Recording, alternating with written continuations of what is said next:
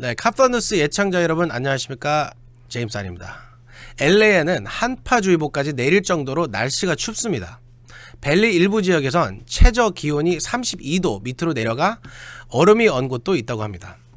오미크론으로 코로나 하루 확진자가 폭발적으로 증가하고 있는 와중에 독감까지 기승을 부리고 있다고 합니다.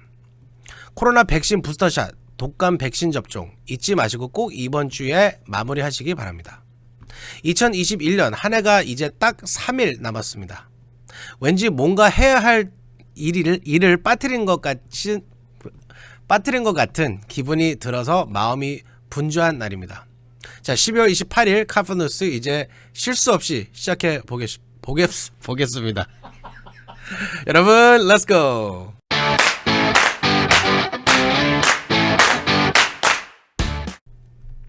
네, 작년 한인회에서 약 2,000분이 SBA EIDL 론 신청 도움을 받으셨는데요. SBA가 이달 말까지 EIDL 융자 신청을 받고 있습니다.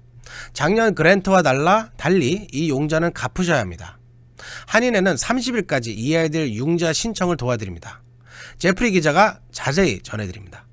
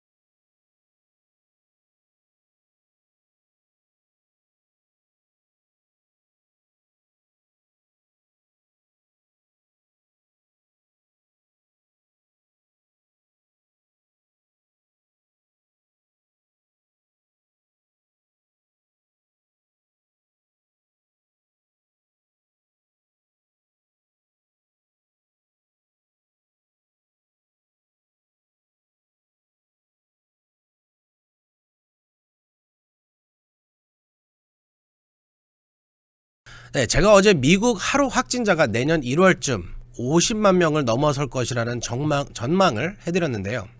이미 50만 명을 넘어섰다고 합니다. 지난 1월 신기록 25만 명이었는데요. 2배를 훨씬 넘는 무서운 속도입니다. 피터장 기자가 보도합니다. 오미크론이 폭발적인 속도로 확산되고 있어 코로나 감염자가 수직 상승하고 있습니다. 미국 하루 확진자가 1월 초에 50만 명을 돌파할 수 있다는 경고가 나온 지 단 하루 만에 미국이 하루 신규 확진자가 50만 명을 넘어서 보건당국을 놀라게 하고 있습니다. 존스 홉킨스 대는 미국이 코로나 하루 확진자 수가 27일 기준으로 51만 명을 넘어 신기록을 경신했다고 발표했습니다. 이 발표에 따르면 27일 미 전국에서 보고된 신규 확진자의 수는 총 51만 2,553명이며 하루 새 사망한 사람은 1,762명입니다. 하루 신규 확진자 수는 미국에서 코로나19 환자가 발생한 이래 최고 기록을 경신했습니다. 존스 홉킨스 대에 따르면 지난 일주일 동안 늘어난 확진자 수는 166만 명이며 사망자 수는 10,000명입니다. 질병통제예방센터 CDC도 26일까지 7일간의 하루 신규 확진자 평균 증가수가 20만 6천 명에 달했다고 최신 통계를 발표했습니다. 이 숫자 역시 1월 18일 이래 최고로 많은 수치입니다. 존스 홉킨스 대학의 실시간 코로나19 통계 자료에 따르면 28일 현재 미국의 코로나 확진자 수는 총 52만 9천만 명을 넘었고 사망자 수는 81만 9천 명을 돌파했습니다. 카플라 뉴스 피터장입니다. 네, 오미크론 때문에 코로나 신규 확진자가 폭발적으로 증가하고 있는데요. 이 와중에 독감까지 기승을 부리고 있다고 합니다. 제니박 기자가 보도합니다.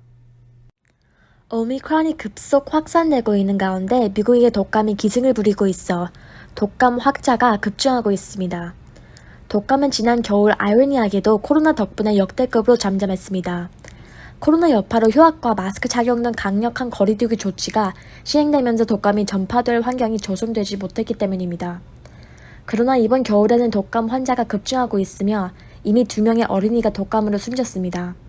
질병통제예방센터 CDC 독감 담당자인 러넷 브라머는 올 겨울은 평균 수준을 넘어서는 독감 시즌이 될 것 같다고 말했습니다. 지난해 겨울엔 독감이 이례적으로 온순했고 어린이 사망자는 1명에 불과했습니다. 2년 전에는 199명의 어린이가 숨졌고 그 전해에는 144명이 사망했습니다. 최근 독감 바이러스가 가장 기승을 부리고 있는 곳은 워싱턴, 뉴멕시코와 칸자스, 인디애나, 뉴저지, 테네시, 조지아, 그리고 노스다코타 등입니다. CDC의 지난주 보고된 주각 독감 환자 사례는 4,514건이었습니다. 10월 3일 이후 누적 환자는 13,070건으로 매주 확진자가 큰 폭으로 늘어나고 있습니다. 대부분 A형 독감입니다. 브라머는 올해 유행하는 독감은 노년층과 어린이에게 다양하면서도 심각한 증세를 유발하고 있다며 각별한 독감 주의를 당부했습니다. 카플 뉴스 제니박 기자였습니다. 네, CDC가 코로나 감염자와 밀접 접촉한 무증상자에 대한 격리 기간을 10일에서 5일로 단축했습니다. 인력난에 시달리는 미 기업들은 환영하고 있습니다. 제프리 기자가 전합니다.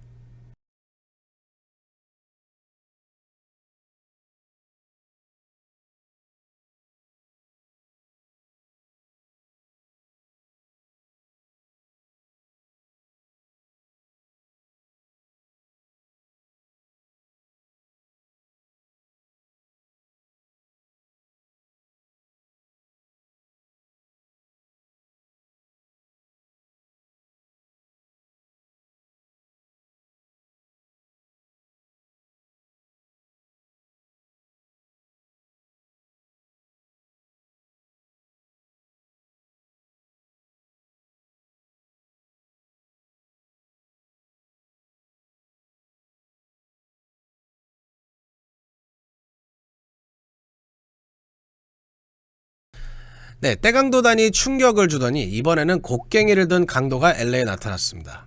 지난 22일 베니스 지역 라이트 에이드 매장에 곡괭이를 든 강도가 나타나 직원과 손님을 위협한 뒤 물건을 강탈해간 사건이 발생했습니다. 그것도 대낮입니다. 이날 오후 3시 15분쯤 베니스 라이트 에이드 매장의 한 여성이 곡괭이, 여러분 곡괭이는 영어로 픽엑스라는 말입니다. 아무튼 곡괭이를 들고 들어와 작은 카트를 한 손으로 끌면서 술과 물품을 여유롭게 담아갔다고 합니다. 다행히 다친 사람은 없습니다. 사진 보이시죠? 곡괭이를 든 여자 강도라니요. 참 어이가 없습니다.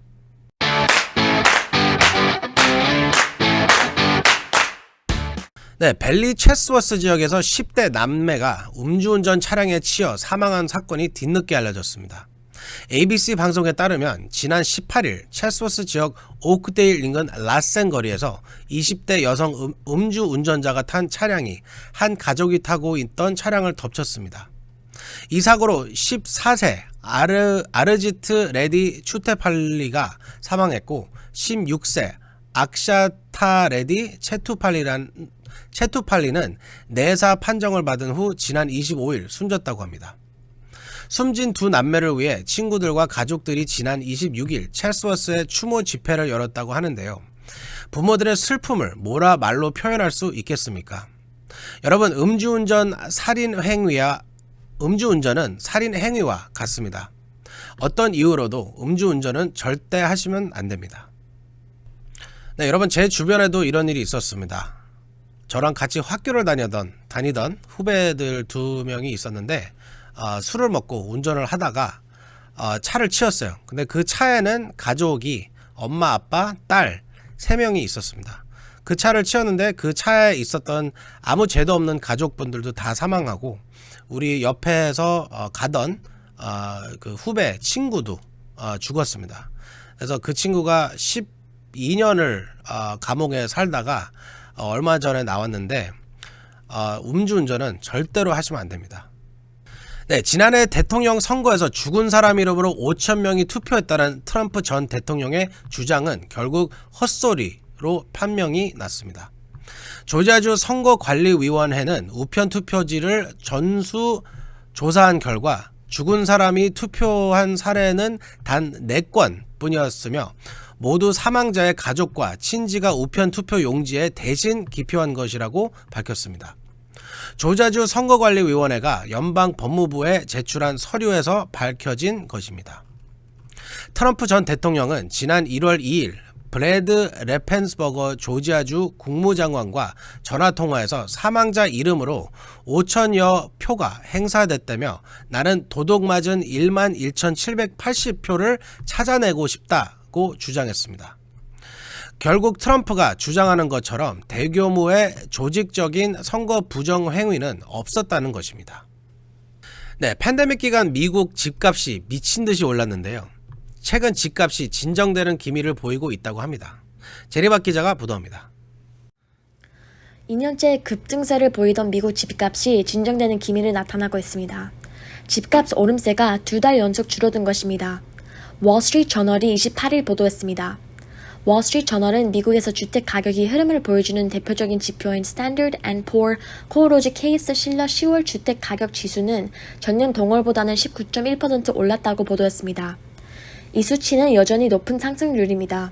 하지만 지난 8월 19.8%와 9월 19.5%에 비해서는 다소 화된 것입니다. 월스트리트 저널은 2달 연속 집값 상승폭이 줄어든 것은 과열된 주택 시장이 식기 시작했다는 신호일 수 있다고 진단했습니다.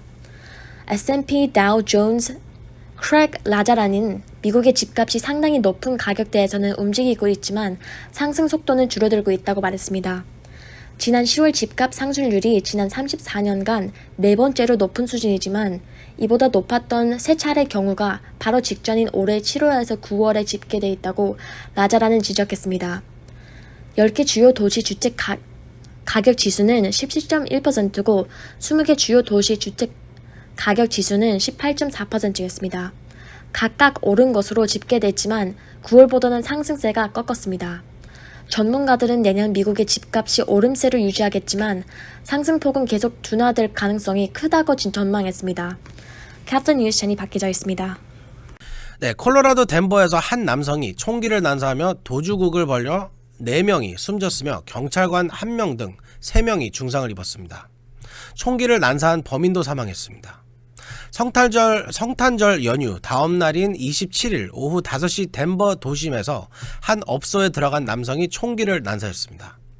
고 경찰이 출동했지만 이 총격법은 이근 레이크우드 시로 도주하면서 잇따라 총기를 발사했습니다. 결국 4명이 숨졌고 경찰관 1명도 총상을 입었습니다. 총격범은 나중에 총에 맞아 숨진 채 발견됐습니다. 내년에는 제발 이런 말도 안 되는 총기 난사 사건이 발생하지 않았으면 좋겠습니다. 네, 정말 기가 막힌 믿기지 않은 사건도 있었습니다. 백인 우월주의 단체죠. QAnon을 신봉하는 캘리포니아 남성이 자녀들에게 뱀 유전자가 있다며 작살로 자녀 2명을 살해한 사건이 지난 8월에 있었습니다.